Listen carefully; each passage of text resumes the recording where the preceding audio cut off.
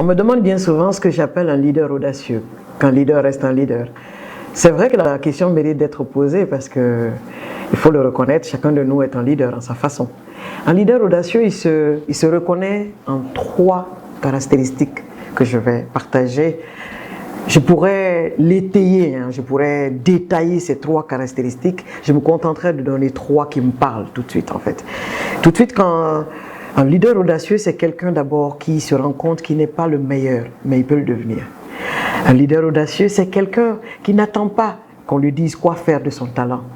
Il le met à l'épreuve du temps. Un leader audacieux, c'est quelqu'un qui n'attend pas que les autres fassent ce qu'il estime qu'ils puissent faire. C'est pourquoi il se défait de tout ce qui est faux jugement. J'appelle le faux jugement ce qui est de s'asseoir et de toujours critiquer ce que les autres font et ne pas justement être l'objet de critique. Ce qui est impossible pour en tout cas quelqu'un qui se veut être audacieux. Et donc un leader audacieux, je viens de le dire, c'est 3 caractéristiques qui entourent ma façon de voir ce leadership audacieux, cette manière de s'affirmer. Cette manière de s'affirmer comme une responsabilité d'aller à la conquête de ce en quoi on croit. Et ça, c'est pas aisé pour tout le monde, c'est très difficile. C'est très difficile, c'est pas aisé. Mais ça en vaut la peine.